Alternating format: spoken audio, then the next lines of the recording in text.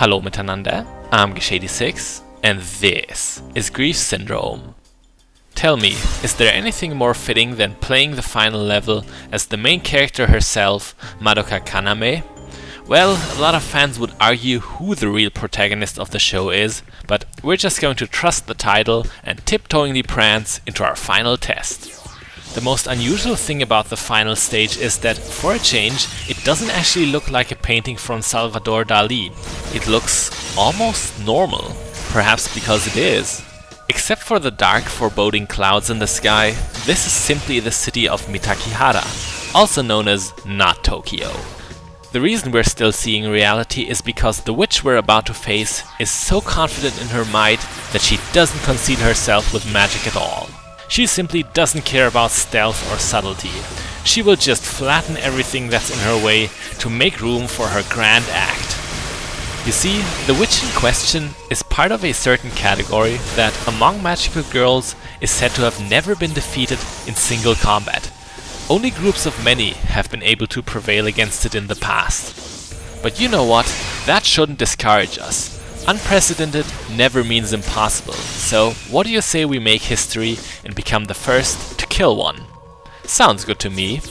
But just like so many times before, we cannot face the witch just yet. We must first fight our way through her many minions, emphasis on many. You must be expecting some fancy or even exotic name again, but nope. These are simply nameless shades known as the witch's stage helpers, and also her circus clowns. Having given you that information, we're gonna wait a few more seconds until you come back out of hiding from under your desk. There, that should do it. Welcome back. Anyway, these evil clowns have a very large moveset. You never know exactly how they'll attack you. Some can teleport around the room, some can shoot small projectiles straight at you, others will use big homing projectiles. There's also a few that like to just drill jump right into you, and lastly, there's some that generate big powerful lasers. But that's not all there is in this level, there is another type of minion altogether. These ones. With the arrival of the second section, these bun-haired shades are introduced. They're somewhat like martial artists. They will kick you while standing, jumping, and they even have a very annoying dash move. It happens very suddenly and is therefore hard to dodge, and it's generally frustrating because it knocks you around the room, maybe into other attacks. The attack itself will only do very little damage to you, but just like anything else, it can take away your unstable health. If you happen to have a lot of trouble with these bun-haired shades, I've noticed something about them. They're really bad at dealing with aerial targets.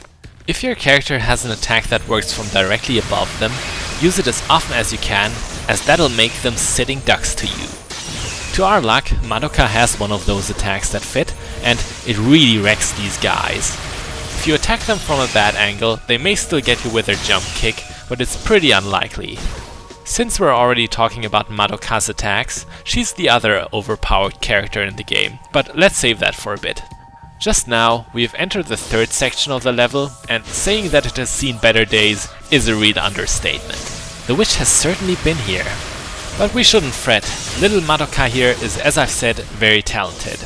She has very little health, but she really makes up for it by having a very high base soul limit and a small penalty on death. She's the one character in the game that relies almost exclusively on charge attacks, and she's also unique in a sense that she can charge up both her quick and strong attacks. The quick attack is for aiming, you can shoot diagonally upwards and downwards with it, and the strong attack is for piercing, damage and knockback. But those attacks are not actually what makes Madoka such a winner. Nope. You might have guessed it, but what's really so great about her is her super. The attack I'm talking about is of course that arrow rain. We've been using it gratuitously already. It generates 61 arrows in total, and by a long shot, it's easily my favorite super in the game. As it covers so much ground, it's incredibly easy to use, and there's barely a situation in the game where it's not useful. When you use it against a boss, it will deal a lot of damage, especially if the boss is big in size, and if you're using it against normal enemies like we are right now, you can pin them down to the ground and you'll have enough time to plan and prepare your next move. It's honestly so amazing that even the Tiro Finale is not in the same league as it, as that one is a lot more situational and bears a higher risk for using. But you know what? I don't think this was the most fitting super for Madoka. Had I been in charge, she would have burst into tears so hard it would have flooded the screen, washing all of the enemies away. Yup, that would have been so Madoka. But even if it's not like that, the point still stands. Madoka is a really good character. Though there are a few more weaknesses that she has. Apart from the low health, she's also very committed to her attacks because she so relies on charging up. This lack of agility can be a problem at times. For example, I wouldn't recommend you use her for stages 3 and 4. The encounter that we've just started is the very last one before the boss, and it's so stock full of enemies, all types mixed together. Though we really needn't worry too much as we're doing pretty well here, killing our enemies swiftly since we're already level 42. Once again, I've leveled up Madoka in an older stage. You can replay any beaten stage indefinitely to gain experience, and that is how you grind in this game. I don't think I ever really explained that, as I recently talked to someone about the LP and it wasn't actually clear to him. Still, I can only repeat again that it's barely ever worth grinding in this game, except maybe if your character is level 1.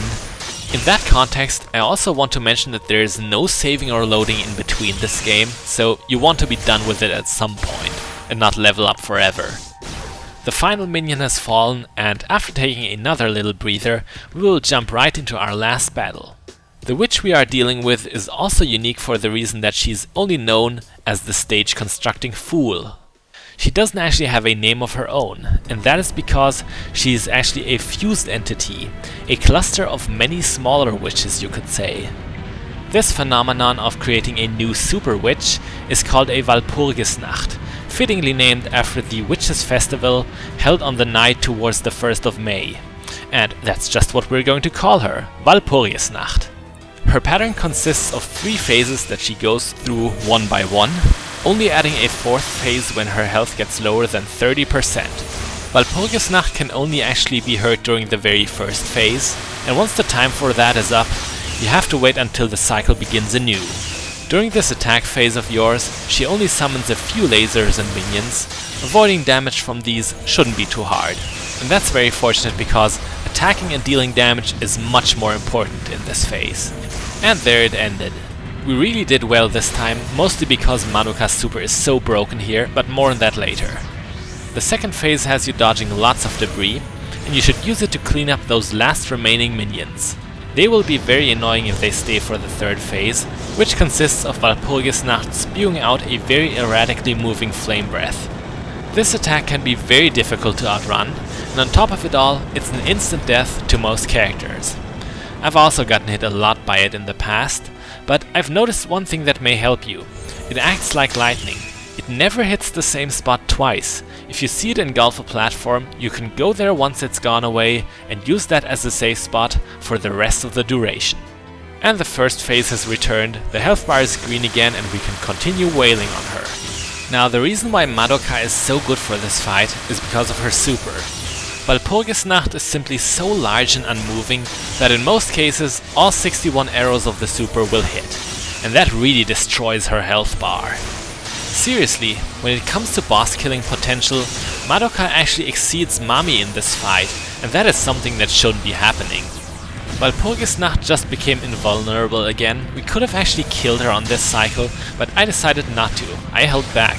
But I did that for a good reason, of course. I told you that there was a 4th phase to this fight, and wouldn't it be a shame if we never saw it? I certainly think so. But first and foremost, we must avoid getting deep fried again. The 3rd phase may be the most dangerous, but all in all, I find this fight a little bit underwhelming. Maybe that's just in comparison with the show, where Walpurgisnacht was simply a huge menace. Well, the 4th phase is incoming. Once you hear a loud crack, rush to the other side of the arena, because otherwise you'll get a skyscraper in the face. Do I really have to say it? Do I really have to tell you that that's an instant death? Well, I just did. I really love that attack. It's so hilariously pompous. And that's it. That was the final blow, and Walpurgisnacht is feeling like a fool now. Well, that's what she is, so she's a dead fool now. And our pink girlish Legolas is swaying in heroic triumph. Not quite sure which of those two characters is the girlier one. But this was so easy, wasn't it? Maybe there is a second phase. Well, actually not. This was it. You've got to remember that the level itself can be pretty tough. Probably tougher than the boss herself. Well, that's it. We have reached the end of Grief Syndrome. And with this screen, the game acknowledges that we have beaten the 5th lap. Fun fact, this game does indeed have over 2 million different difficulty settings. No, I'm really serious about that. But already with the 4th digit, they become pretty much unwinnable. Now that little ending picture that we're seeing here is a very peculiar one. Kyoko is eating some ramen with a mystery someone. Who is it? Well, I'm gonna reveal it right now. It's Octavia. Yes, Kyoko is having lunch with a savage, predatorial beast to whom she is nothing more than a fresh slab of meat. Yeah, the fandom in Madoka can be very bizarre. If you think this is weird, you ain't seen nothing yet. There are 9 more endings to this game, and we're going to see all of them in the next episode, the bonus video. Now before we end it for this time, I've got something else to mention about that said next episode. Due to its very nature, it's pretty much unavoidable that it'll have major spoilers. Now I can't force you to do this, but if you haven't already, I'd really recommend you watch Puella, Magi, Madoka, Magicka until at least episode 8, preferably 10, so that you don't regret seeing the next video. Seriously, you should rather skip it in that case. So, I'm Gash86, this was Grief Syndrome, and next time we'll collectively be shaking our heads in disbelief. Bis bald!